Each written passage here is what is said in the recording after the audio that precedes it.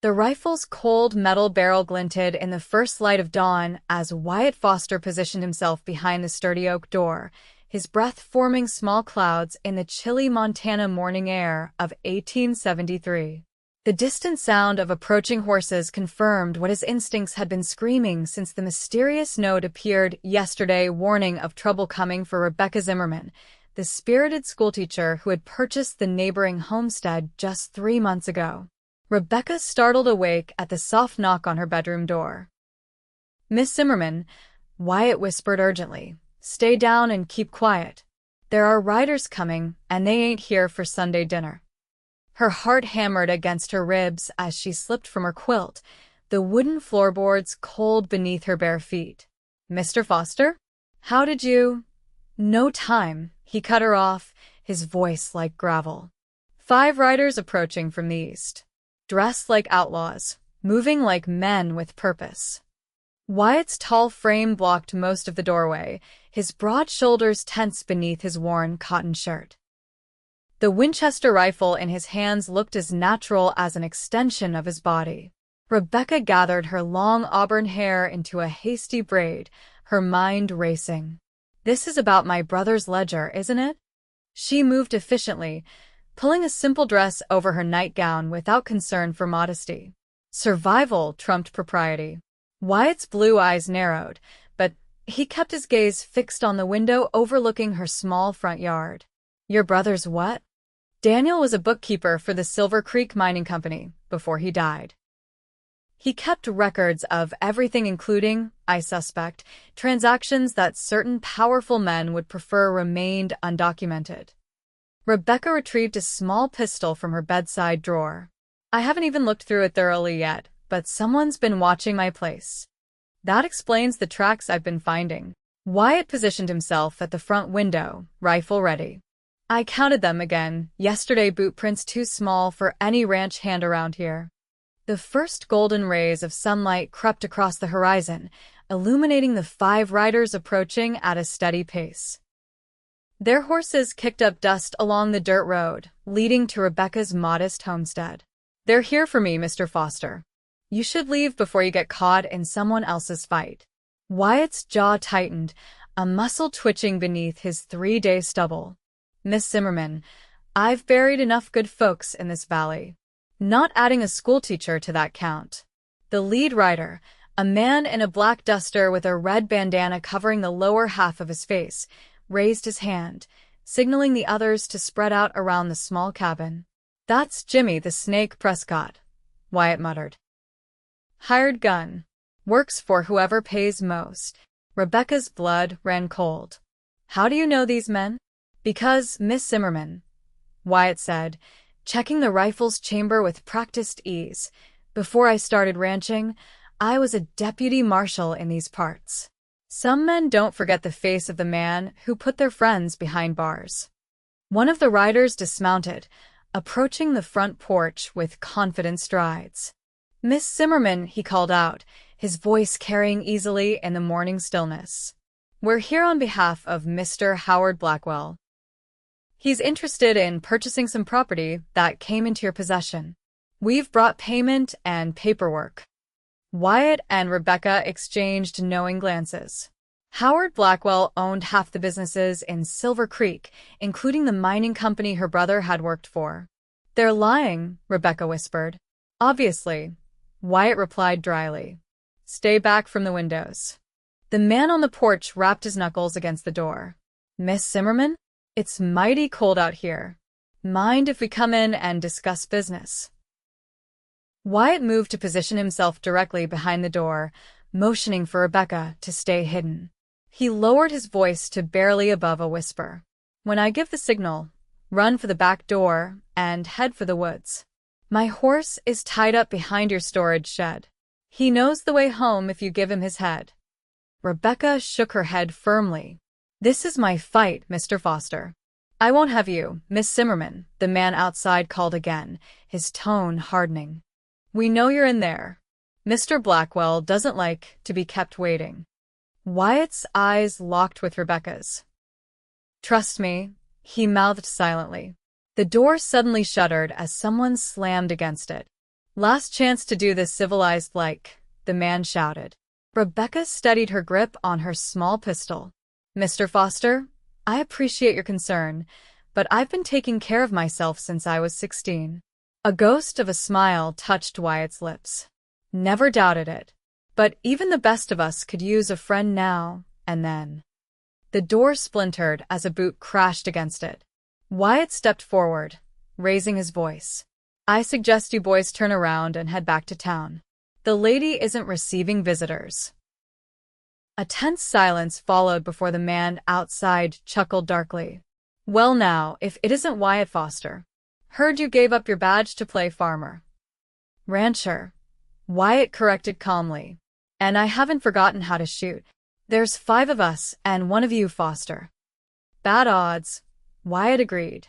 For you. Rebecca moved to the window, carefully peering through a gap in the curtains. The men outside had spread out, using their horses and the sparse trees for cover. This wasn't going to end with words. Mr. Foster, she whispered, there's a root cellar under the kitchen. Hidden trapdoor beneath the rug. If we can. The window beside her exploded inward as a bullet shattered the glass. Wyatt reacted instantly, pulling her down to the floor as splinters showered around them. Looks like negotiations have ended, he muttered, reaching into his vest pocket and extracting a handful of ammunition. Can you still shoot with that little gun of yours? Rebecca checked her pistol with steady hands. My father didn't raise a helpless daughter, Mr. Foster. Good. Cover the back window. Don't shoot unless you have a clear target. A voice called out from outside. Foster. Send the woman out with the ledger, and you can ride away. Blackwell doesn't have any quarrel with you. Wyatt didn't respond, instead moving in a crouch toward the kitchen. Rebecca followed, keeping low. When they reached the relative safety of the sturdy kitchen table, Wyatt finally spoke. What exactly is in that ledger that's worth killing for? Rebecca tucked a stray strand of hair behind her ear. Names, dates, amounts. Daniel was meticulous. He mentioned something about unauthorized shipments and missing silver or before he died. Your brother's accident at the mine? Was no accident, Rebecca confirmed grimly. But I needed proof before I could take action. A bullet thudded into the wall above them, sending splinters of wood cascading down. We're pinned down, Wyatt observed, remarkably calm for a man under fire. That root cellar of yours, does it connect to anything? There's an old tunnel that leads to the creek, supposedly used during Indian raids decades ago. Wyatt's eyes lit with new determination. Then, that's our way out. Where's the ledger?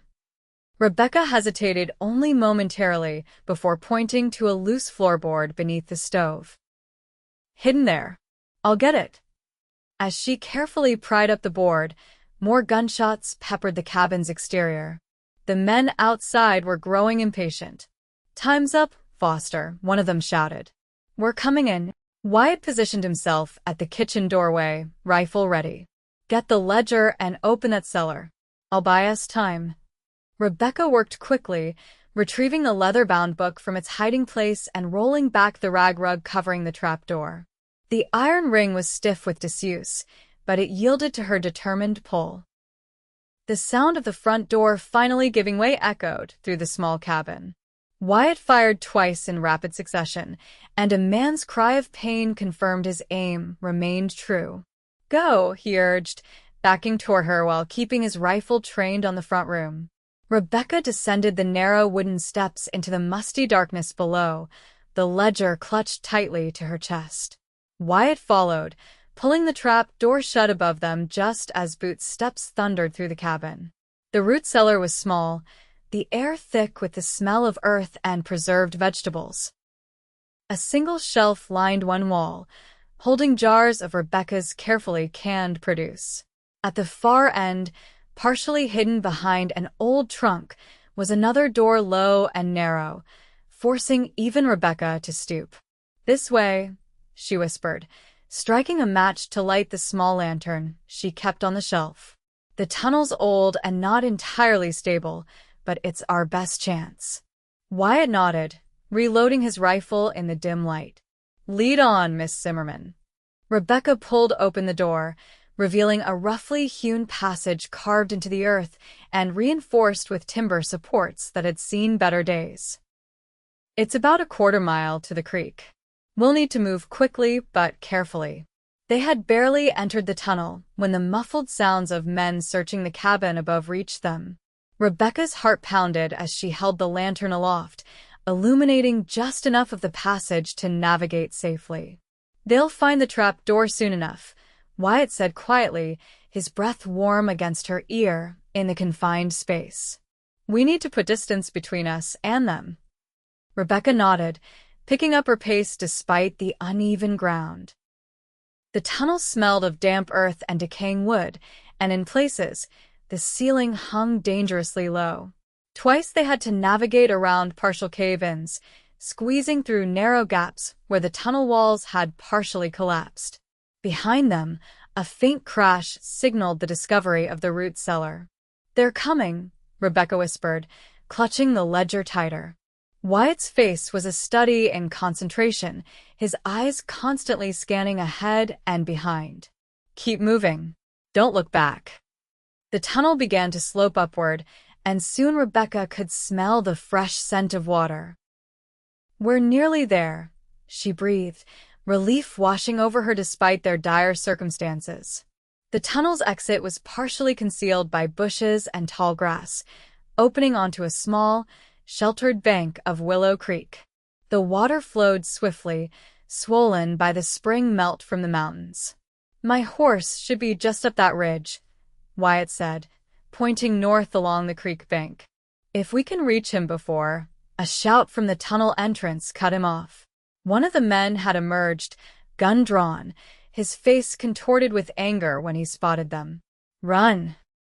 Wyatt pushed Rebecca forward as he turned, firing a shot that kicked up dirt at the man's feet, forcing him to dive for cover. Rebecca ran, her skirts gathered in one hand, the precious ledger and her small pistol clutched in the other. The creek bank was muddy and treacherous, threatening to send her sliding into the cold, rushing water with each step. Wyatt caught up to her in moments, his longer stride easily matching her desperate pace. "There." He pointed to a stand of cottonwoods where his chestnut gelding waited, tethered and alert. They reached the horse just as two more men emerged from the tunnel, weapons drawn. Wyatt lifted Rebecca into the saddle in one fluid motion before swinging up behind her. The horse, sensing the urgency, needed little encouragement to bolt forward, powerful muscles bunching beneath them as he surged up the ridge. Gunshots echoed behind them, but distance and the thick trees made accurate aim impossible. Rebecca clung to the saddle horn, the solid warmth of Wyatt's chest against her back offering unexpected comfort amid the chaos. "Where are we going?" she called over her shoulder as they crested the ridge and entered the dense pine forest beyond. "My ranch," Wyatt replied, guiding the horse skillfully through the trees. "It's defensible, and my foreman Jenkins is a former cavalryman. Those bastards won't try anything with our numbers." Rebecca nodded, her mind racing ahead. "They'll check there first." She felt Wyatt's chuckle rumble through his chest. "Counting on it. Jenkins will keep them occupied while we circle back to town. Sheriff Miller may be cautious around Blackwell's influence, but he's an honest man. With that ledger as evidence, he'll have to act." The horse maintained a steady pace through the forest, following game trails that Rebecca wouldn't have noticed. Wyatt clearly knew this land intimately, navigating with confidence even as he kept them under the cover of the thick pine canopy. "How did you know?" Rebecca asked after they'd put considerable distance between themselves and their pursuers. "About the men coming this morning?" Wyatt was silent for a moment, his breath warm against her hair. "Been watching your place since you moved in." Something about a city-educated woman buying that particular homestead didn't sit right. Rebecca stiffened slightly. "You've been spying on me?" "Protecting," he corrected. "Your brother and I weren't friends exactly, but we had an understanding. When I heard about his death, and then you showing up, Let's just say the timing raised questions. So, you appointed yourself my guardian? Rebecca couldn't decide if she was offended or touched by his presumption. Neighbor, Wyatt clarified. Just being neighborly in a territory where strangers tend to bring trouble. He adjusted his grip on the reins, his arms creating an inadvertent embrace around her. Yesterday, one of my hands spotted unusual tracks leading to the ridge overlooking your property. Found signs of someone watching your place. When I went to investigate, I discovered this. He reached into his vest pocket and extracted a crumpled piece of paper, passing it to Rebecca. In crude handwriting it read, Dawn, Zimmerman Place. Bring enough men. She won't hand it over willing. Rebecca's stomach tightened. They've been planning this. Seems that way, Wyatt agreed. Blackwell's not known for subtlety when he wants something. The sound of running water grew louder as they approached a shallow crossing of the creek. Wyatt guided the horse into the water, following the current for several hundred yards before emerging on the opposite bank, effectively masking their trail. We'll rest here briefly, he decided, drawing the horse to a stop in a small clearing shielded by a rocky outcropping. Give him a chance to catch his breath. He dismounted first, then reached up to help Rebecca down. Her legs felt unsteady after the hard ride, and she stumbled slightly as her feet touched the ground. Wyatt caught her effortlessly, his strong hands steadying her waist. For a breathless moment, they stood closer than propriety allowed, her hands braced against his chest, his eyes searching her face with unexpected intensity. Thank you, she said softly, stepping back and smoothing her rumpled dress. For everything. You risked your life for me. Wyatt shrugged, turning to check his horse's girth. Anyone would have done the same. No, Rebecca countered, they wouldn't. Most men would have ridden the other direction at the first sign of trouble. A wry smile lifted one corner of his mouth. Never been accused of having good sense when it comes to trouble. Rebecca watched him as he moved, noting the efficient grace that belied his powerful build. Wyatt Foster was a contradiction, a former lawman turned rancher, a solitary man who'd appointed himself her protector. His hands, calloused from ranch work, handled both rifle and horse with equal gentleness. How long have you been ranching? She asked, partly from curiosity and partly to distract herself from the memory of those same hands at her waist. 3 years, he replied, offering his canteen. Inherited the place from my uncle. Before that, I wore a badge for 7 years, first as a deputy, then as marshal over in Willow Bend. Rebecca took a grateful sip of water. What made you give it up? Something darkened in Wyatt's eyes. Got tired of burying friends. Territories changing. More money coming in means more men willing to kill for it. He took the canteen back, his fingers brushing hers. What about you? Teaching seems a far cry from investigating mining corruption. I am a teacher, Rebecca asserted. That wasn't a lie. But Daniel was my only family.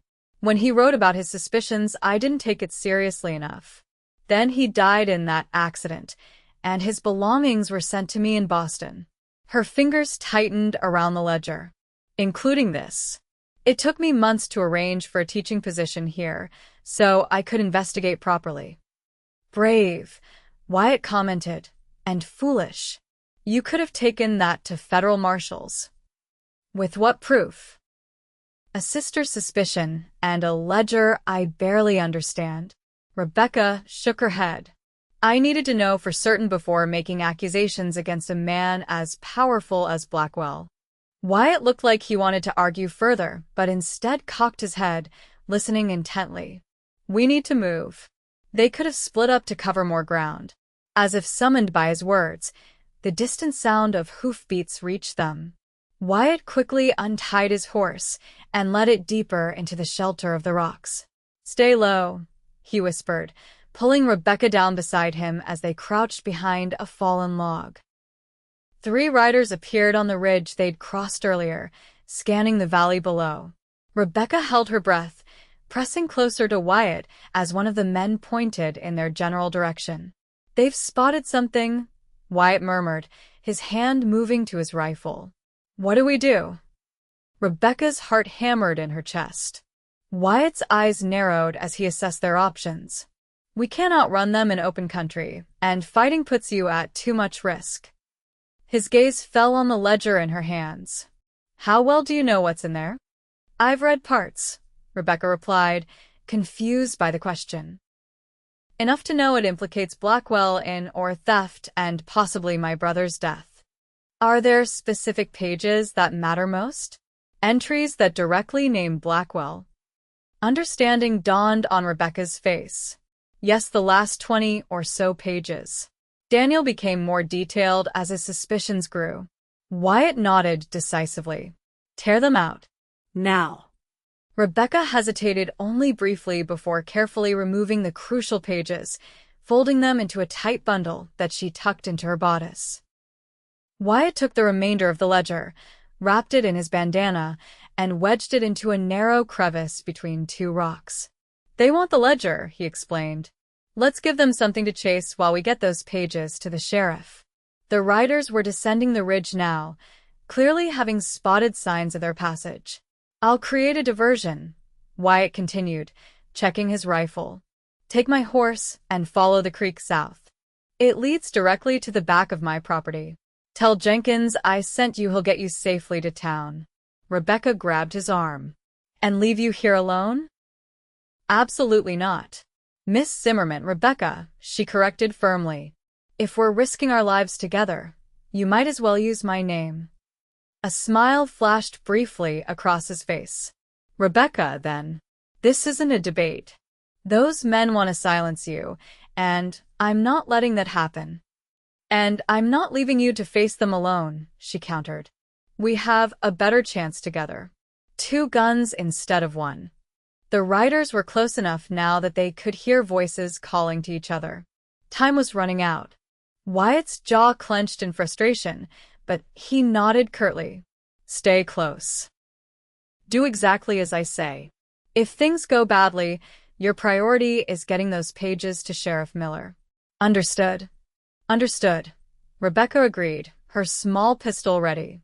Wyatt led his horse deeper into the rocks, following a narrow path that wound between towering formations. The natural maze offered protection but also limited their escape routes. They emerged into a small box canyon with steep walls on 3 sides. "It's a dead end," Rebecca observed anxiously. "It's perfect," Wyatt countered, pointing to a narrow trail that zigzagged up the canyon wall. "That leads to the ridge above. Too narrow for horses, they'll have to follow on foot if they want to pursue us." He secured his horse in a sheltered alcove. "Ready for a climb?" Rebecca gathered her skirts, wishing fervently for the practicality of trousers. "Ready." They had climbed perhaps halfway up the steep trail when their pursuers rode into the canyon below. Wyatt pulled Rebecca against the rock face, shielding her with his body as they pressed into a shallow indentation. "There's the horse," one of the men shouted, pointing to where Wyatt's gelding stood partially visible. "Foster," another called out. "We know you're here. Hand over the woman and the ledger, and we'll let you walk away." Wyatt exchanged a glance with Rebecca before calling back. "Seemed to recall you boys making promises earlier. Didn't work out well for either of us." The man who appeared to be leading the group, Jimmy, the Snake Prescott, Rebecca presumed dismounted, his hand resting on his holstered pistol. "Don't be a fool, Foster. Blackwell just wants what's his. No need for more bloodshed." "Interesting definition of his," Wyatt replied, his voice echoing off the canyon walls, making it difficult to pinpoint his location. "Last I checked, ledgers belonged to those who rode in them." While Wyatt kept them distracted with conversation, Rebecca noticed a small rock slide to their right, recent by the look of the disturbed earth. An idea formed in her mind. "Can you keep them talking?" she whispered. Wyatt's eyes narrowed suspiciously, but he nodded. As he continued the verbal sparring match with the men below, Rebecca carefully edged toward the loose rocks. Using her boot, She gradually increased pressure against a precariously balanced boulder. "You're outnumbered and outgunned, Foster," Prescott was saying. "Be reasonable." Reasonable would have been knocking on the lady's door at a decent hour, Wyatt retorted. Reasonable would have been not shooting up her home. The boulder shifted slightly under Rebecca's persistent pressure. "Just a little more." "Last chance, Foster." Prescott drew his pistol. "Where are you hiding?" "Right here," Wyatt called, deliberately stepping partially into view but well away from Rebecca and the unstable rocks. As the men below raised their weapons, Rebecca gave one final, forceful push. The boulder dislodged with a grinding rumble that quickly escalated as it triggered a cascade of rocks and debris. The men below shouted in alarm, scrambling to escape the sudden rock slide. Wyatt reacted instantly, grabbing Rebecca's hand and pulling her upward along the trail as dust and chaos erupted below. They ran, clambering over the increasingly steep terrain until they reached the ridge above, lungs burning and hands scraped raw from the climb. Below them, the dust was settling to reveal their pursuers picking themselves up amidst the rubble. One man lay motionless, partially buried under smaller rocks. Another was clearly injured, clutching his leg. But Prescott and the third man were already scanning the ridge, spotting them almost immediately. "Run," Wyatt urged, pulling Rebecca along the ridgeline toward a dense stand of pines. Gunshots kicked up dirt at their heels as they sprinted for the cover of the trees. The forest enveloped them in relative safety, the thick undergrowth making it difficult for anyone to track them from a distance. Still, they maintained their pace, moving deeper into the wilderness. "That was either the bravest or most foolhardy thing I've ever seen," Wyatt said when they finally paused to catch their breath. Rebecca leaned against a tree trunk, her chest heaving. "It worked, didn't it? Could have buried us both. But it didn't." Rebecca straightened, pushing a strand of hair from her face. "I calculated the risk." Wyatt shook his head, but there was unmistakable admiration in his eyes. "Remind me never to underestimate you, Rebecca Zimmerman." "Many have made that mistake," she replied with a small smile. "Few have repeated it." The sound of distant voices spurred them into motion again. They continued through the forest, gradually angling south toward Wyatt's ranch. The terrain became increasingly familiar to Rebecca. She recognized landmarks from her exploratory rides since moving to the area.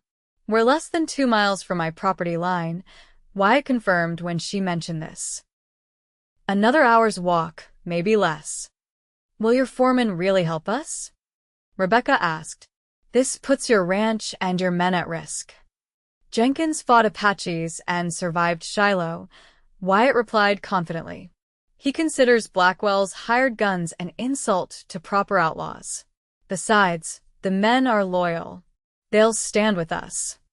The afternoon sun filtered through the pine canopy, casting dappled shadows across the forest floor. Despite the danger still pursuing them, Rebecca found herself strangely at peace walking beside this taciturn rancher who had risked everything for a neighbor he barely knew. "Why did you really come to my aid this morning?" she asked suddenly. "The truth, please." It wasn't just being neighborly. Wyatt's stride faltered briefly before resuming. "Your brother," he said finally, his voice low. "Daniel came to me a week before he died. Said he had evidence of theft at the mine but needed time to compile it properly. Asked if I'd watch his back." His jaw tightened. "I told him to bring what he had to the sheriff. 2 days later, he was dead in a mining accident, and I'd handed in my badge months before." Rebecca stopped walking. "You feel responsible." Wyatt wouldn't meet her eyes. "I could have done more. Should have taken his concerns more seriously." "My brother was cautious to a fault," Rebecca said softly. "If he didn't show you his evidence, it was because he was protecting you." She reached out, touching Wyatt's arm. "His death isn't on your conscience." Something vulnerable flashed in Wyatt's eyes before he looked away. "Maybe not. But ensuring his sister's safety is still my responsibility." "I'm not your responsibility," Rebecca corrected gently. I'm your ally. There's a difference. Before Wyatt could respond, a twig snapped in the distance. Both froze, listening intently. The forest had gone quiet, too quiet. They've found our trail, Wyatt whispered, drawing his rifle. Change of plans. My ranch is still half an hour away, too far with them this close. Rebecca glanced around, trying to get her bearings. There's a lined shack about a quarter-mile east, she suggested.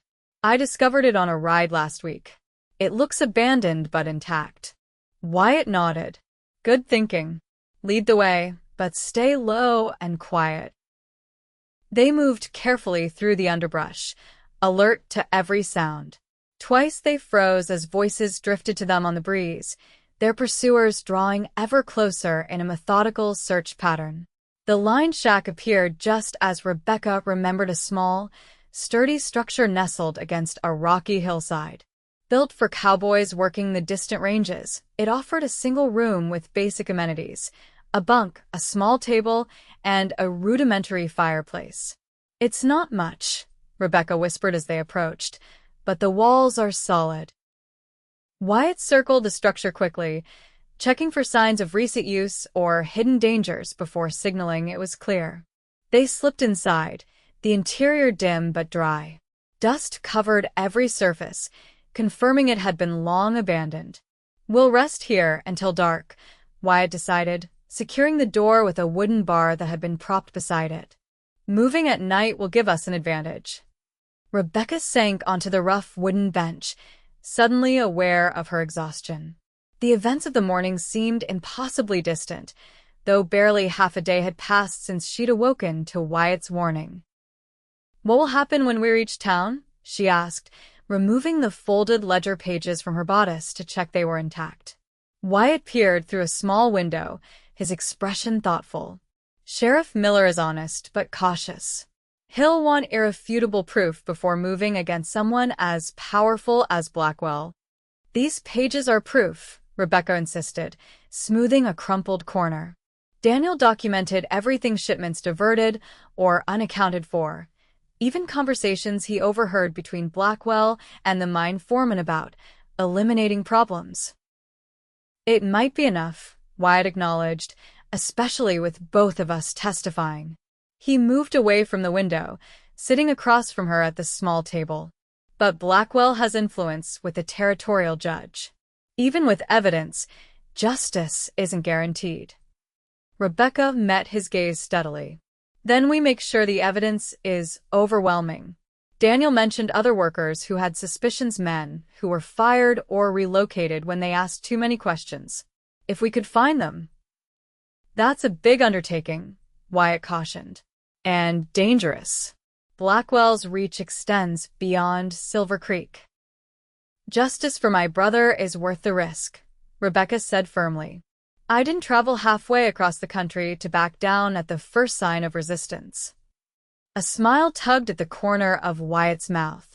Somehow, I never thought you would. He reached across the table, his calloused hand covering hers briefly. Whatever you decide, you won't face it alone. The simple touch and the conviction in his words warmed something in Rebecca that had been cold since receiving news of Daniel's death. For months, she'd carried the burden of suspicion and grief by herself, determined to find answers, but painfully aware of her isolation.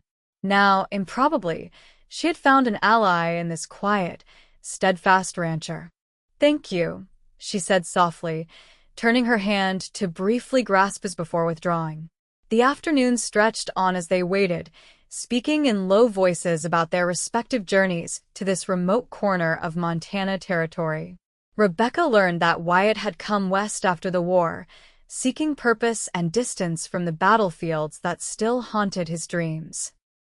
He'd found both in a marshal's badge, only to discover that peace was as elusive in the Western Territories as it had been in the divided nation. The uniform changed, but the fights remained the same, he explained, cleaning his rifle as he spoke. Men killing over land, money, pride. After a while, it wears on a soul. Yet here you are, risking your life in another fight, Rebecca observed. Some fights are worth having, Wyatt replied simply. Some injustices can't be ignored, even by a tired ex-lawman. As dusk approached, the sound of horses passing nearby brought their conversation to an abrupt halt. They pressed against the wall beside the window, watching as two riders moved slowly through the trees, scanning the ground for signs of their quarry. "They're being thorough," Wyatt whispered, his breath stirring Rebecca's hair. "Too thorough for hired guns. Blackwell must have promised them a significant bonus. Or threatened them with something worse than loss of payment," Rebecca suggested. "Men like Blackwell don't tolerate failure." The riders eventually moved on, but Wyatt's expression remained troubled. "They're establishing a search perimeter. It'll make reaching town more difficult. Could we circle back for your horse?" Wyatt shook his head. "Too risky. They'll have someone watching it by now." He peered through the gathering darkness. "We'll wait another hour until full dark, then head west toward the river. It's a longer route to town, but less likely to be watched." The hour passed with agonizing slowness.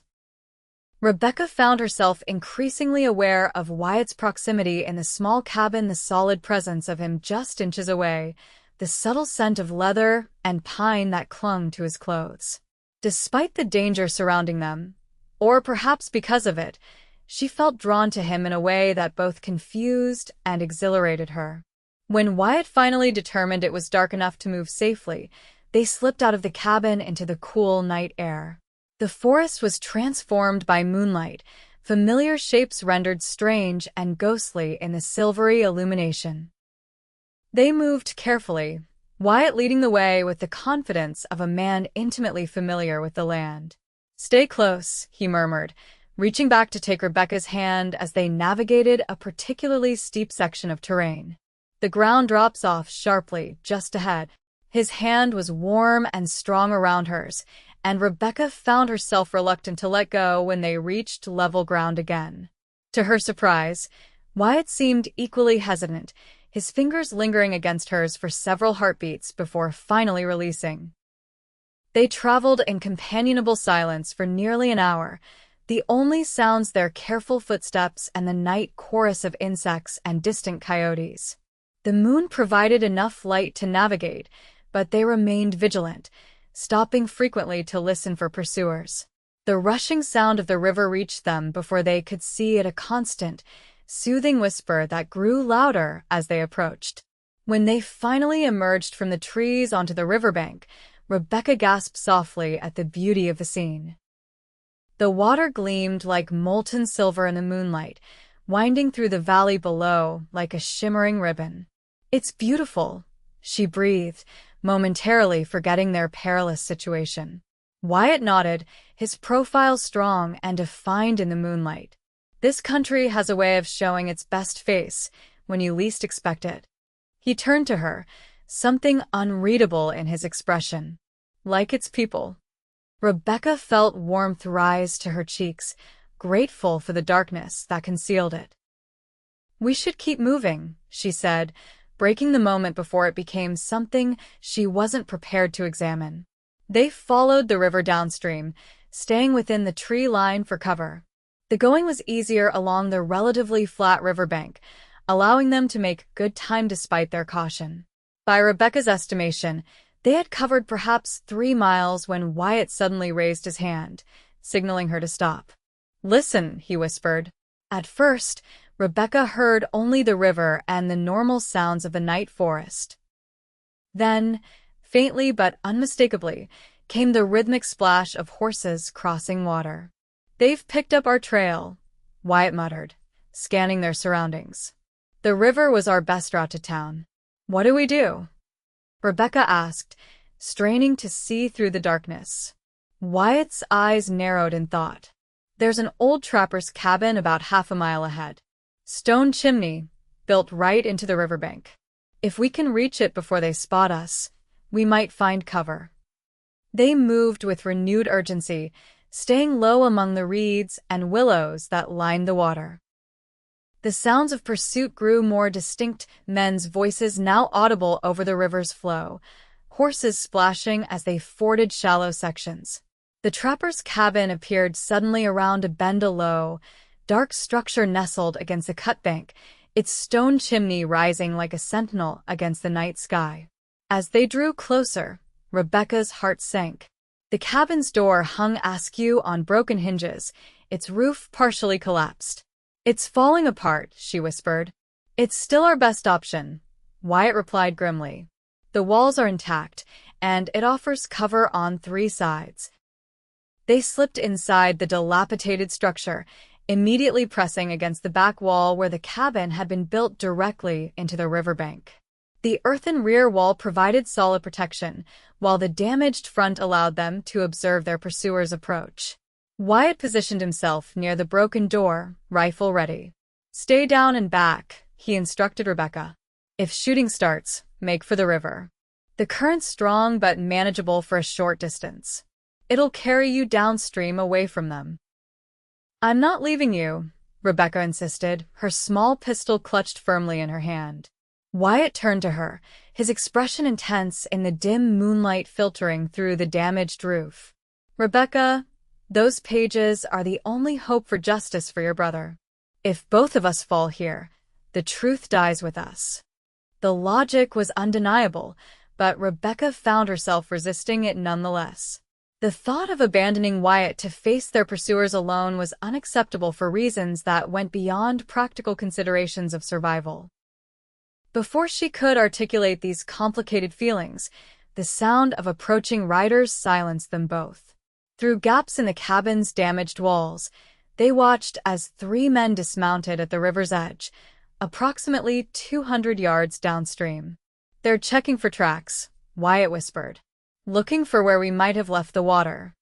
Rebecca's grip tightened on her pistol. "Can we make it past them?" "Not without being seen," Wyatt replied. "The forest thins out ahead to expose, so we're trapped." "For the moment," Wyatt acknowledged. "But they don't know exactly where we are. That gives us an advantage." The men spread out, moving methodically along the riverbank with lanterns raised. Their voices carried clearly in the night air. "Foster's no fool," one of them was saying. "He knows these woods better than any of us."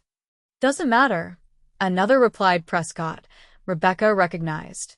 "Blackwell's offering $500 for the woman and the ledger. Dead or alive." "Seems like a lot of trouble for some bookkeeping," the third man commented.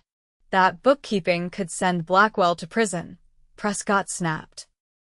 "You think a man like that worries about spending money to stay free?" The men continued upstream, drawing inexorably closer to the cabin. Rebecca and Wyatt retreated further into the shadows, their options rapidly diminishing. "If they find us here, we're cornered," Rebecca whispered. Wyatt nodded grimly. "We need a diversion." Rebecca's mind raced, considering and discarding possibilities. Her gaze fell on a pile of debris in the corner, broken furniture and rotting fabric. "Fire," she suggested suddenly. "If we could start a fire downstream, it would draw them away." "Too damp to catch quickly," Wyatt replied, though his expression showed he was considering the idea. "And we'd need to reach it unseen." Rebecca's eyes traveled upward to the damaged roof. "What if we went over, not around?" Wyatt followed her gaze, understanding dawning on his face. "The roof extends to the riverbank embankment. We could climb out and circle behind them." A rare smile crossed his features. "Rebecca Zimmerman, you continue to surprise me." Working silently, they found handholds in the rough log walls, climbing carefully to avoid dislodging loose debris. The roof creaked ominously beneath their weight, but held as they made their way to where it met the earthen embankment. Outside, the search was drawing closer. Lantern light flickered at the edges of their vision as they crawled across the sloped roof to the safety of the riverbank above. "Stay low," Wyatt breathed as they crept along the embankment, keeping the cabin between themselves and their pursuers. They moved downstream, searching for suitable materials for their diversion. A fallen pine, its needles dried by summer heat, offered what they needed. Working quickly, Rebecca gathered pine needles and small twigs while Wyatt arranged them against the base of a lightning-scarred tree. "This should catch fast," Rebecca whispered, adding the last of their tinder. Wyatt nodded, extracting a matchbox from his vest pocket. "When it does, we head directly away from the river, then circle back upstream once we've put distance between us and them." The match flared bright in the darkness, momentarily illuminating Wyatt's concentrated features before he touched it to their carefully arranged tinder. The dry pine needles caught immediately, flames spreading with gratifying speed. "Now," Wyatt urged, taking Rebecca's hand as they retreated into the forest. They hadn't gone 20 yards when shouts confirmed their diversion had been noticed.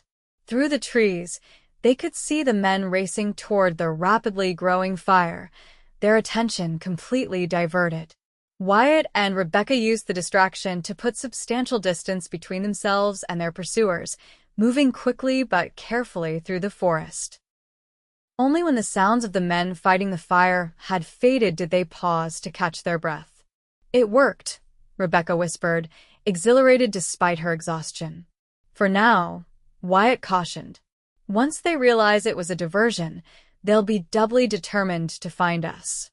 They resumed their journey, angling back toward the river, but staying well within the cover of the forest. The night wore on, each step taking them closer to Silver Creek and the possibility of justice. Rebecca felt the weight of the ledger pages against her skin, a constant reminder of why they risked so much. As the eastern sky began to lighten with the first hint of dawn, the forest thinned, revealing the sprawling expanse of Silver Creek Valley below. In the distance, the town itself was visible, a collection of wooden buildings nestled against the backdrop of mountains. "We made it," Rebecca breathed, relief washing over her. Wyatt's expression remained cautious.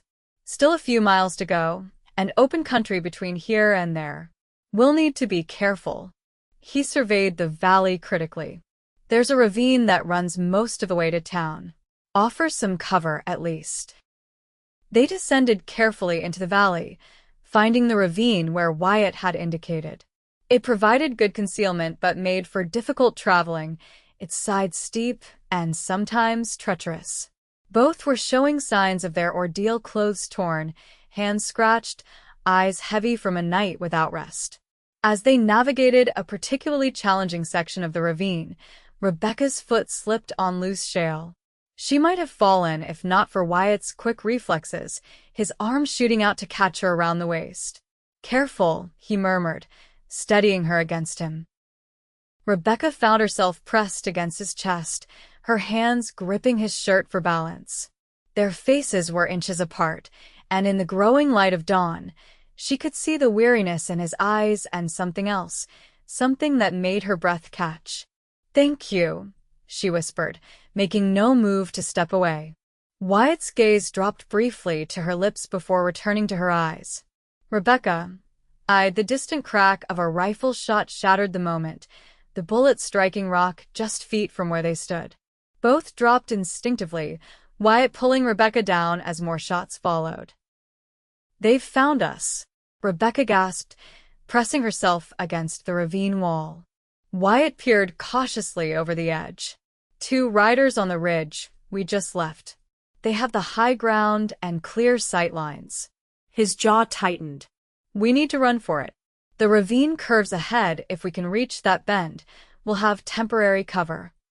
Another shot kicked up dirt at their feet, spurring them into motion. They ran, crouched low, as bullets struck all around them. The bend in the ravine seemed impossibly distant, each step exposing them to the rifles above. Rebecca's lungs burned, her legs protesting the punishing pace, but fear and determination drove her forward. Beside her, Wyatt matched her stride for stride, occasionally glancing back to gauge their pursuers' positions. They had nearly reached the protective curve when Rebecca heard Wyatt's sharp intake of breath. He stumbled slightly but kept moving, pushing her ahead of him as they finally reached the shelter of the ravine's bend. "You're hit," Rebecca realized with horror, seeing the dark stains spreading across his left sleeve. "Just a graze," Wyatt dismissed, though his grimace belied his words. "Keep moving." The ravine deepened as they continued, offering better protection but making progress more difficult. Wyatt's breathing grew labored, his face pale beneath its layer of trail dust. "We need to stop and bind that wound," Rebecca insisted when they reached a small recess in the ravine wall.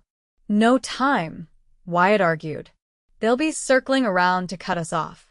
"You'll be no use unconscious from blood loss," Rebecca countered firmly. "Seat. Now." To her surprise, Wyatt complied, sinking down against the ravine wall. Rebecca tore a strip from her petticoat, working quickly to expose and examine the wound. The bullet had torn through flesh at the outer part of his upper arm, painful and bleeding freely, but not life-threatening if properly treated. "Lucky," she commented, using water from Wyatt's canteen to clean the wound before binding it tightly with a makeshift bandage. "Seems to be my day for it," Wyatt replied with a weak smile. "First finding you, now this." Rebecca paused in her ministrations, struck by the sincerity in his voice. "Finding me nearly got you killed. Some things are worth the risk." His good hand came up to cover hers where it rested on his bandaged arm. "Some people, too." The moment stretched between them, charged with unspoken possibilities. Then the sound of distant voices pulled them back to their precarious reality. "We need to keep moving," Wyatt said reluctantly, rising to his feet with Rebecca's assistance. "Town's less than a mile now." They continued along the ravine until it gradually shallowed, forcing them to leave its protection for the open grassland beyond. Silver Creek lay tantalizingly close, its buildings clearly visible in the morning light. "There," Wyatt pointed to a grove of cottonwoods about halfway to town. "We can use that for cover, then make a final dash to the sheriff's office." They had just reached the relative safety of the cottonwoods when the thunder of approaching hoofbeats froze them in place.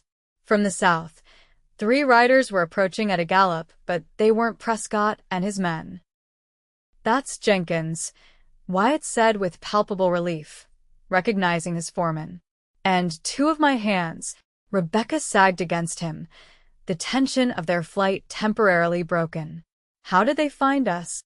"Jenkins would have checked the line shacks when we didn't return to the ranch," Wyatt explained. "He knows these hills as well as I do." The riders spotted them and changed course, approaching rapidly.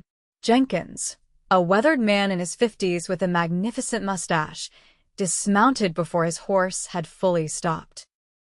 "Mr. Foster," he acknowledged, his keen eyes taking in their disheveled appearance and Wyatt's bandaged arm. "Appears you've had some trouble." "Nothing we couldn't handle," Wyatt replied with a tired smile. "Though your timing is appreciated." Jenkins nodded toward the horizon where 2 riders could be seen approaching cautiously. "Those fellows been following your trail since dawn. Thought you might appreciate some reinforcement." One of the other ranch hands dismounted, offering his horse to Rebecca. "Madam," he said simply, touching his hat brim. "Prescott and his men work for Blackwell," Wyatt explained quickly as he helped Rebecca into the saddle. "They're after evidence of corruption at the mine. Evidence that implicates Blackwell in Daniel Zimmerman's death." Jenkins' expression hardened. "That's so." He exchanged glances with the other men. "Well now, seems like a matter the sheriff should hear about." Prescott and his companion had spotted the larger group and pulled up their horses, clearly reassessing their options now that they were outnumbered. "We'll escort you to town," Jenkins decided. "Thompson, Riley ensure our friends back there don't get any foolish ideas about following."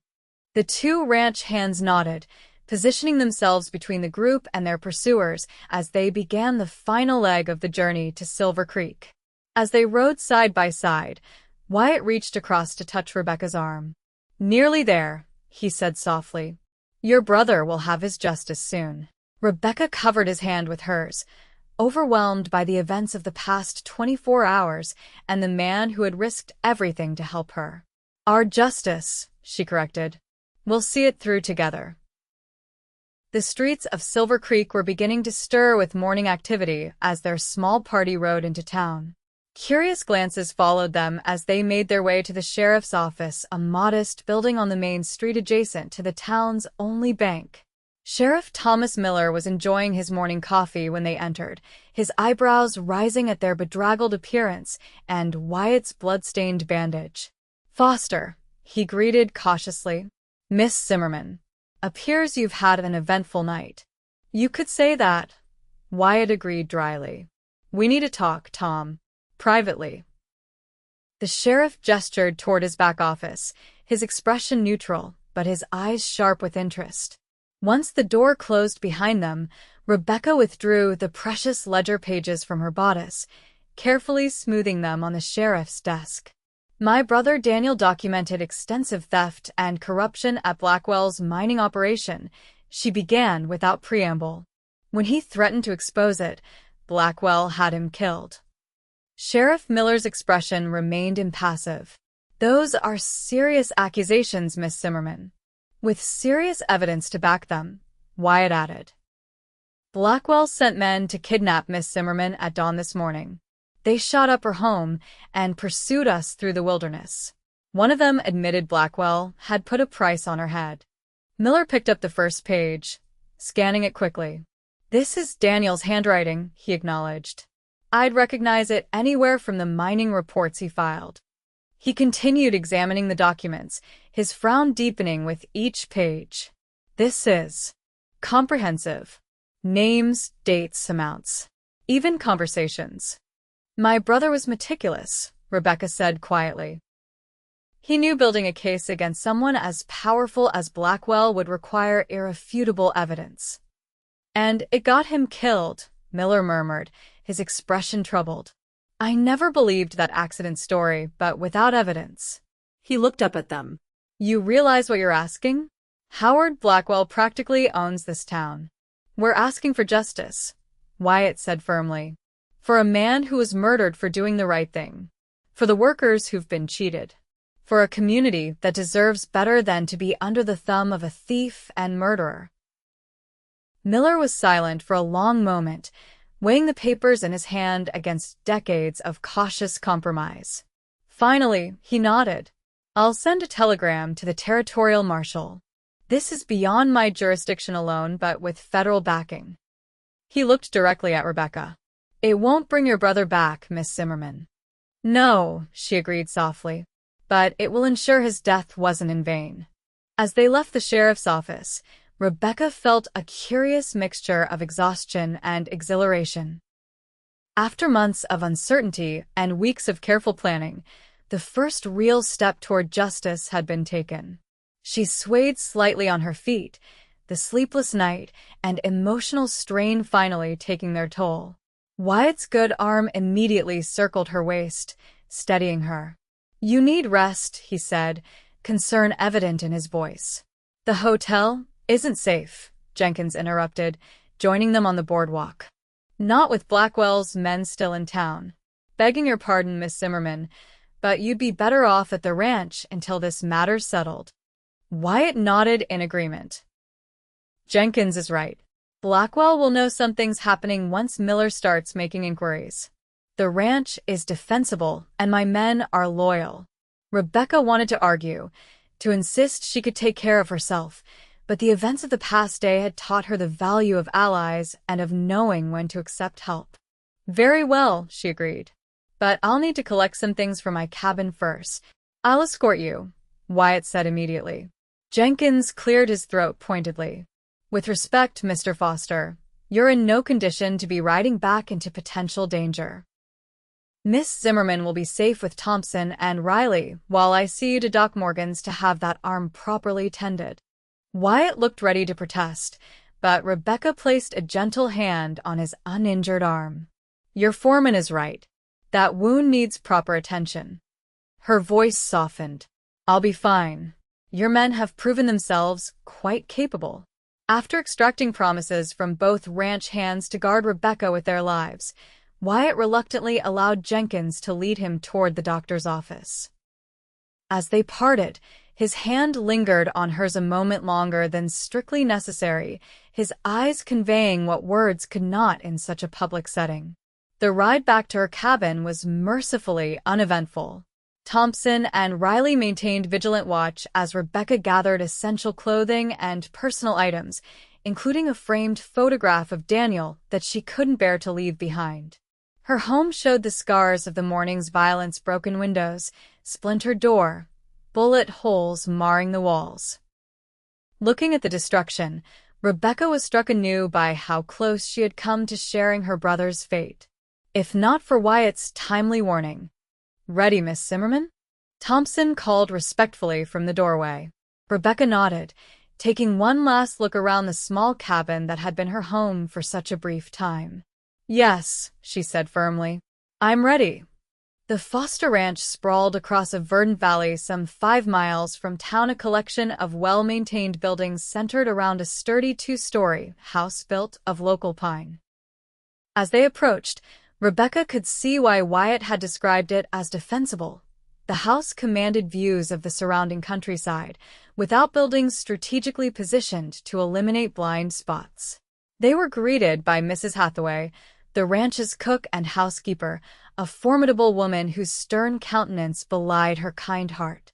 "About time someone brought some female company to this place," she declared, ushering Rebecca inside. "Nothing but men and dust for 3 years, and Mr. Foster too busy staring at the horizon to notice." Rebecca found herself installed in a comfortable bedroom that clearly hadn't seen much use. The furnishings were simple but well-crafted, the linens fresh and fragrant with lavender. "Mr. Foster's mother's room," Mrs. Hathaway explained as she helped Rebecca unpack. "He keeps it ready, though she's never visited from back east. Too frail for the journey, she claims." The older woman sniffed disapprovingly. "More likely too comfortable in her Boston parlor to bother seeing what her son has built here." Rebecca's surprise must have shown on her face, for Mrs. Hathaway added, "Oh yes, our Mr. Foster comes from quite the distinguished family. Not that you'd know it from his manner. Man works alongside his hands, eats the same food, never puts on airs." There was unmistakable affection in her voice. A good man, through and through. Later, after a bath and change of clothes, Rebecca found herself unable to rest despite her exhaustion. Her mind kept returning to Wyatt, his unwavering protection, his quiet strength, the moment in the ravine when his eyes had held something more than concern. She was standing at the bedroom window, watching ranch hands move cattle in a distant pasture, when a knock at the door pulled her from her thoughts. Mrs. Hathaway entered, her usual brisk manner somewhat subdued.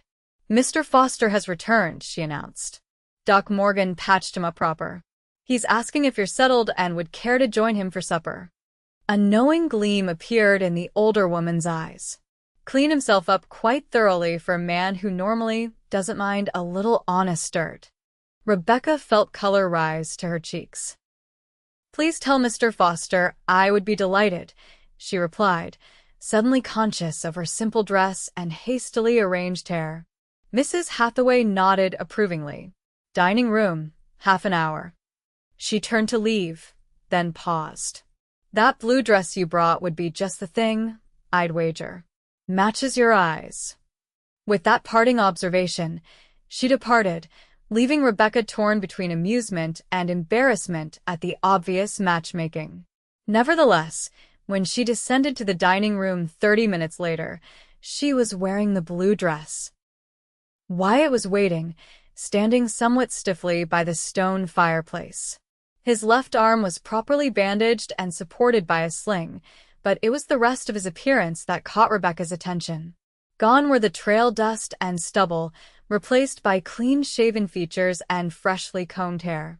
He wore a crisp white shirt and dark vest that emphasized the breadth of his shoulders.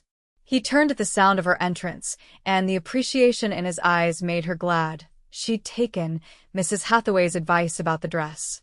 "Rebecca," he said simply, crossing to take her hand. "You look clean," she suggested with a small smile when he seemed unable to find the right word. A grin transformed his serious features. "Beautiful," he corrected. "Though I thought the same even when you were covered in trail dust and wielding that little pistol of yours." The honesty in his voice warmed her more than any practiced compliment could have. "How is your arm?" she asked as he guided her to the table. "Painful," he admitted candidly. "But Doc Morgan says I'll have full use of it once it heals. Small price to pay." His expression grew serious. "Sheriff Miller sent word. The territorial marshal will arrive tomorrow, and the federal prosecutor is traveling from Helena. They're taking your brother's evidence very seriously." Relief washed over Rebecca. "It's really happening," she breathed. "After all this time." Wyatt covered her hand with his. "Daniel would be proud. It took courage to do what you've done." "I had help," she reminded him, turning her hand to lace her fingers with his. Dinner was a surprisingly relaxed affair, despite the circumstances that had brought them together. Mrs. Hathaway had outdone herself, serving roast beef with vegetables from the ranch garden and freshly baked bread. Jenkins joined them, providing updates on ranch operations and reporting that all had been quiet, no sign of Prescott or Blackwell's other men. "They'll be regrouping," Wyatt predicted, his expression thoughtful. "Blackwell won't give up easily. He has too much to lose." "The marshal brings deputies with him," Jenkins reminded him. "And our boys are keeping watch. No one approaches the ranch without us knowing." After dinner, Wyatt invited Rebecca to join him on the porch. The evening was mild, the sunset painting the western sky in spectacular shades of orange and gold. They sat side by side on a handcrafted bench, watching as the first stars appeared above the distant mountains. "It's beautiful here," Rebecca said softly. "I can understand why you gave up your badge for this." Wyatt was quiet for a moment, his eyes on the horizon. "It wasn't just about the land," he finally admitted, "though that was part of it. I was looking for peace, I suppose. Something to build rather than enforce." He glanced at her, his expression reflective. "The law has its place, but it's rigid, unyielding. Out here, there's room for a different kind of justice, a different kind of life." "And have you found it? That peace you were seeking?" Wyatt's gaze held hers, unwavering. "I'm beginning to think it wasn't where I expected to find it." The weight of his words hung between them, laden with meaning neither was quite ready to voice aloud. Rebecca found herself acutely aware of his proximity, of the gentle brush of his fingers against hers where their hands rested on the bench between them. "When this is over," she began hesitantly, "I'm not sure what comes next. My position at the school." "You're a teacher," Wyatt said simply. "Silver Creek needs a teacher. Why should anything change?" "Because everything already has," Rebecca replied softly. "My reason for coming here was to find justice for Daniel. I never expected to." She trailed off, uncertain how to express the complicated emotions that had developed over the course of their shared ordeal. "To find a home?" Wyatt suggested. When she looked at him in surprise, he continued, "I saw it in your face when we rode up today. The way you looked at the mountains, the valley. It's the same way I looked at them when I first came here. Like you'd found something you didn't know you were searching for." Rebecca smiled, touched by his perception. "Perhaps you're right. Though I admit, my cabin holds less appeal now that it's been shot full of holes." Wyatt chuckled, then grew serious again. "Whatever you decide, know that you have a place here. For as long as you want it." The implication of his words, what he was truly offering, made Rebecca's heart beat faster. Before she could respond, however, the sound of approaching riders drew their attention. Jenkins appeared from the barn, rifle in hand, moving to intercept the newcomers. After a brief exchange, he turned toward the porch. "Marshal Johnson and 2 deputies," he called. "Says Sheriff Miller sent him our way." Wyatt rose, his expression guarded. "Earlier than expected," he commented, assisting Rebecca to her feet. "Let's see what brings a federal marshal out at this hour." Marshal Johnson proved to be a towering man with a silver-streaked beard and the weathered features of someone who had spent decades in the saddle. He greeted Wyatt with the respect of one lawman for another, then turned to Rebecca with surprising gentleness. "Miss Zimmerman," he said, removing his hat. "Sheriff Miller briefed me on your situation. I'm sorry about your brother. He was a good man." "You knew Daniel?" Rebecca asked, surprised. "Crossed paths a few times," the marshal confirmed. "He assisted with accounting discrepancies in a case I was investigating last year. Sharp mind. Honest to a fault." He gestured toward the house.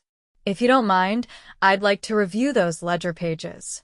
The prosecutor will arrive tomorrow, and I want to be thoroughly prepared." The night grew late as they discussed strategy.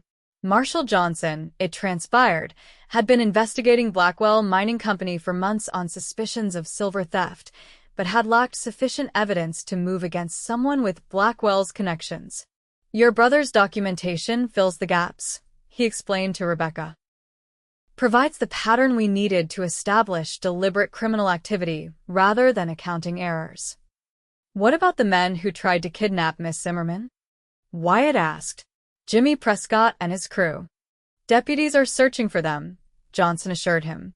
"But my primary concern is securing testimony and evidence for the grand jury.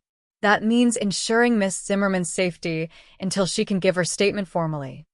It was decided that Rebecca would remain at the ranch under marshal protection until the prosecutor arrived. Johnson left one deputy behind, promising to return the following day with additional lawmen. As Rebecca prepared for bed that night, a curious calm settled over her. After months of uncertainty and days of fear, the path forward was finally clear. Justice for Daniel was within reach, and beyond that, her thoughts turned to Wyatt, to the unspoken possibility that hung between them. She had come to Montana seeking closure, never expecting to find a beginning instead. The realization both frightened and exhilarated her. Morning brought clear skies and increased activity to the ranch. Marshal Johnson returned as promised, accompanied by 2 more deputies and a serious-looking man introduced as federal prosecutor Nathaniel Harrington. "Miss Zimmerman." Harrington greeted her formally. "Your brother's documentation is extraordinary in its detail. Combined with evidence we've gathered independently, we have more than enough to bring charges against Howard Blackwell and several of his associates." "When?" Rebecca asked simply. "Today," Harrington replied with grim satisfaction. "Marshal Johnson will execute the arrest warrants this afternoon. We'd like you to come to town tomorrow to provide your formal statement." Wyatt, who had been listening quietly, stepped forward. "I'd prefer to accompany Miss Zimmerman when she goes." "Of course, Mr. Foster," Harrington agreed easily. "Your testimony regarding the attempted kidnapping strengthens our case considerably." The officials departed shortly thereafter, leaving Rebecca and Wyatt standing on the porch watching the dust from their horses fade into the distance. "It seems unreal," Rebecca said softly. "After all this time." Wyatt nodded, his good arm coming to rest lightly on her shoulder. "Justice has a way of arriving on its own schedule. Rarely as quickly as we'd like, but it finds its way eventually." Rebecca turned to face him, studying the strong lines of his face, the quiet certainty in his blue eyes. "Thank you," she said simply, "for believing in me, for risking everything to help the stranger. You haven't been a stranger since the moment you stood your ground in that cabin, ready to defend what was yours," Wyatt replied, his voice dropping to a lower register that sent a pleasant shiver through her. "Some people show their true nature in moments of crisis. Yours is exceptional, Rebecca Zimmerman." The intensity in his gaze made her breath catch. Impulsively, she rose on her toes and pressed a soft kiss to his cheek, lingering perhaps a moment longer than propriety dictated. "As is yours, Wyatt Foster," she whispered before stepping back. The day passed with surprising normality, given the momentous events unfolding in town. Rebecca found herself drawn into the rhythm of ranch life, helping Mrs. Hathaway with bread making and later accompanying Wyatt on a gentle ride around the property's perimeter. Despite his injured arm, he was a confident horseman, pointing out landmarks and sharing stories of his 3 years building the ranch into a profitable enterprise. "Uncle Henry left me the land and little else," he explained as they paused atop a rise overlooking a verdant valley where cattle grazed. "Most of his money went to debts, but the land was enough. Good water, good grass. The rest came with time and work." "You've built something remarkable," Rebecca observed, genuinely impressed by the scope and condition of his operation. "It's a start," Wyatt replied, his eyes on the horizon. "Still plenty I want to do. The North Valley needs irrigation. The main house could use expansion." His gaze shifted to her, something vulnerable in his expression. "A home should grow with the family it shelters." The implication hung between them, neither quite ready to address it directly, but both increasingly aware of the possibility it represented. Evening brought a messenger from town with news that electrified the ranch. Howard Blackwell had been arrested without incident, along with his mine foreman and accountant. Jimmy Prescott and one of his men had been apprehended attempting to leave the territory. The remaining men were still at large, but believed to have fled into the mountains. "It's really happening," Rebecca breathed, reading the marshal's note for the 3rd time. "Daniel will have justice." That night, she slept deeply for the first time in months, the weight of her mission finally lifting from her shoulders. Morning dawned clear and cool, with the first hints of autumn coloring the distant hillsides.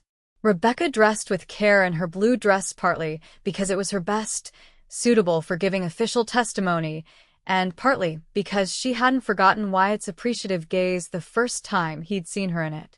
He was waiting for her at the base of the stairs, his own appearance equally considered despite the limitation of his injured arm. The sight of him tall and straight-backed, his expression warming as she descended, sent a flutter through her that had nothing to do with the day's official business. "Ready?" he asked simply, offering his good arm. "Yes," Rebecca replied, taking it with a confidence that surprised her. "More than ready." The ride to town was peaceful, the marshal's deputy following at a respectful distance as they traveled side by side. Conversation flowed easily between them, ranging from books they had enjoyed to dreams they still harbored. Rebecca found herself sharing thoughts she had scarcely acknowledged even to herself, her desire to establish a proper school with multiple classrooms, her hope of bringing more culture to this remote corner of the territory. "Silver Creek is growing," Wyatt observed. "With Blackwell's stranglehold broken, it could become the kind of community that attracts families, businesses. The kind that needs a proper school." He glanced at her. "The kind that might benefit from a teacher with vision." "Are you suggesting I stay?" Rebecca asked, her heart beating faster at the possibility. "I'm suggesting you consider all options before deciding your next step," Wyatt replied carefully. "Some journeys end exactly where they're meant to begin." The philosophical observation was so unexpected from the practical rancher that Rebecca found herself speechless, contemplating the layers of meaning in his words as they continued toward town. Silver Creek was unusually busy when they arrived, news of Blackwell's arrest having spread throughout the surrounding area. Marshal Johnson met them at the sheriff's office, his expression grave but satisfied. "Miss Zimmerman, Mr. Foster," he greeted them. "Prosecutor Harrington is ready for your statements. After that, we'll need Miss Zimmerman to identify some items found in Blackwell's safe, correspondence we believe may have belonged to your brother." The next several hours passed in a blur of formal testimony and legal procedures. Rebecca recounted everything from Daniel's initial suspicions to the attempted kidnapping and subsequent chase. Wyatt's testimony corroborated hers, adding details from his perspective that strengthened the case against both Blackwell and his hired men. "What happens now?" Rebecca asked when they had finally finished, the afternoon sun slanting through the office windows. "Blackwell and his associates will be transported to Helena for trial," Marshal Johnson explained. "Given the evidence, Conviction is all but certain. The prosecutor is seeking maximum penalties. And the mine?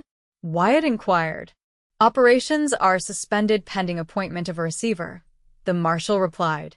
The territorial governor has expressed interest in ensuring it reopens under proper management. There are a lot of families depending on those jobs. As they left the sheriff's office, Rebecca felt a curious mix of emotion: satisfaction that justice was being served, relief that her ordeal was over, and an unexpected melancholy at the thought that her purpose for being in Silver Creek had been fulfilled. What came next was suddenly less clear than it had been yesterday. Wyatt seemed to sense her mood. "Walk with me," he suggested, gesturing toward the small park at the end of the main street. They strolled in companionable silence, the deputy maintaining a discreet distance behind them. The park was simple: a few benches, carefully tended flower beds, and several young trees that would someday provide ample shade. At present, however, it offered more promise than fulfillment, much like Silver Creek itself. "What will you do now?" Wyatt asked as they seated themselves on a bench overlooking the town. "Return to Boston?" Rebecca considered the question carefully. "I came here seeking justice for Daniel," she began slowly. "But in the process, I discovered something unexpected." She gazed out at the frontier town with its dusty streets and wooden buildings. Possibility. This place is unfinished, imperfect, sometimes dangerous, but full of potential. Like its people, Wyatt observed quietly. "Yes." Rebecca turned to face him directly. "I've been thinking about what you said about journeys ending where they're meant to begin. I believe my journey brought me here for a reason beyond Daniel's justice." Wyatt's expression remained carefully neutral, though something flickered in his eyes. "And what reason might that be?" "To build something," Rebecca replied simply. "A school worthy of the community Silver Creek could become. A life that honors Daniel's memory by contributing to the place he chose to make his home." She paused, gathering her courage. Perhaps even a future with someone who understands what it means to start anew. The neutrality in Wyatt's expression melted into something warmer, more vulnerable. "Rebecca," he began, his voice lower than usual, "I'm not a man of fancy words or grand gestures. But these past days have shown me something I wasn't looking for." He took her hand in his. "Courage comes in many forms. Yours facing danger, seeking truth, standing your ground. It's awakened something in me I thought I'd left behind with my badge." "And what's that?" Rebecca asked softly, her heart racing. "Purpose. Not just in protecting what's mine, but in building something worth protecting." His thumb traced gentle circles on her palm. "I'd like to know if that something could include you." The directness of his statement, not quite a proposal, but far more than a casual inquiry, took Rebecca's breath away.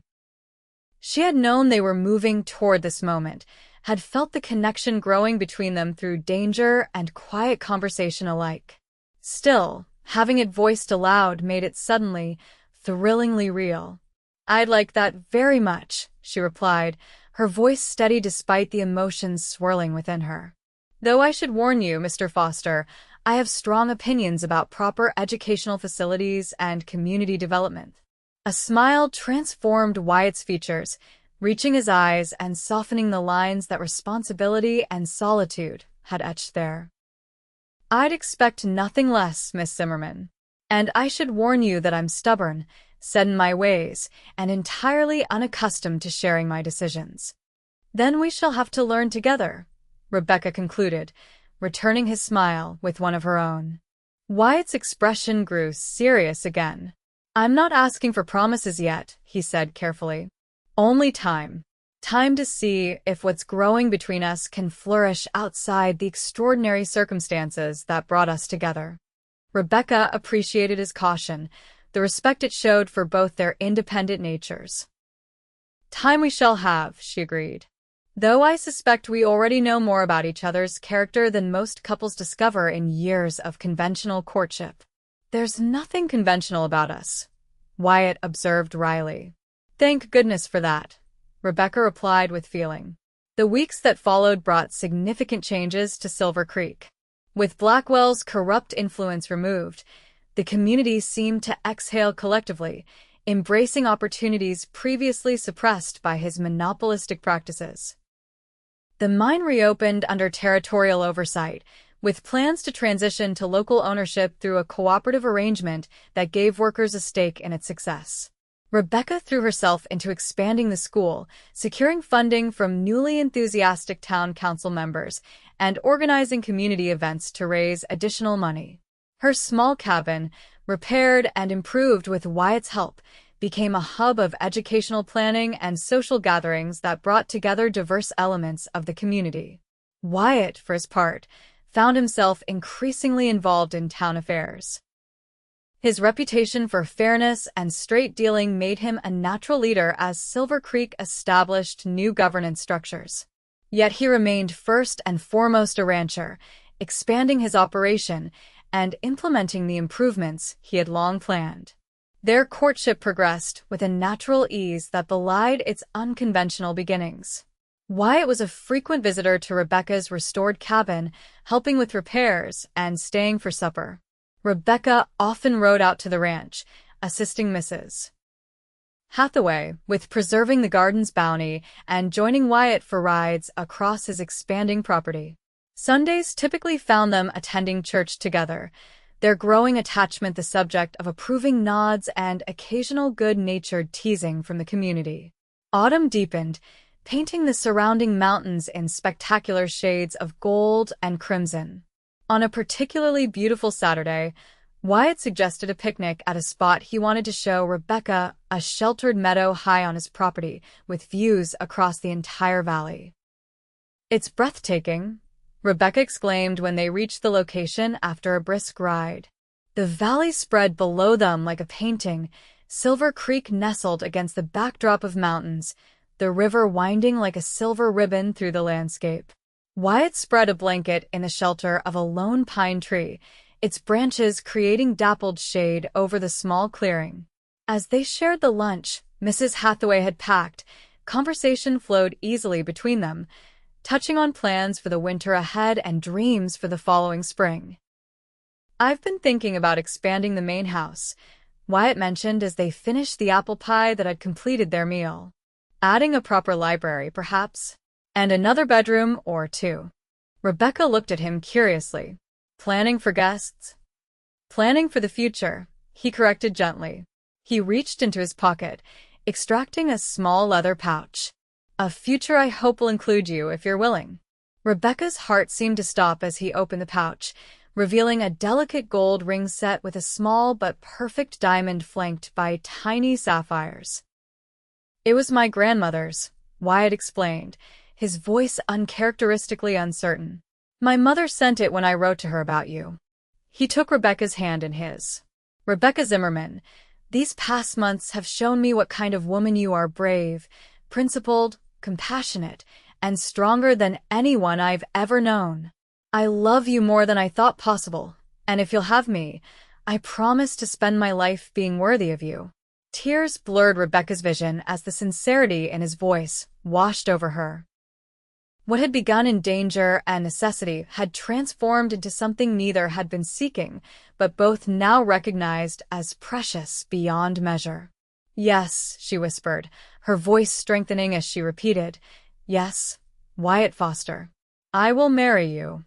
He slipped the ring onto her finger, and then, finally, claimed the kiss that had been building between them since that moment in the ravine months before. It was tender at first, then deepening with the emotions they had held in check for so long. When they finally parted, both were breathless, Rebecca's hands resting on Wyatt's chest, his arms encircling her waist. "I love you," she said simply, the words feeling both momentous and entirely natural. "Not despite the circumstances that brought us together, but because of how they revealed who you truly are." Wyatt's smile was more open than she had ever seen it. "And who might that be?"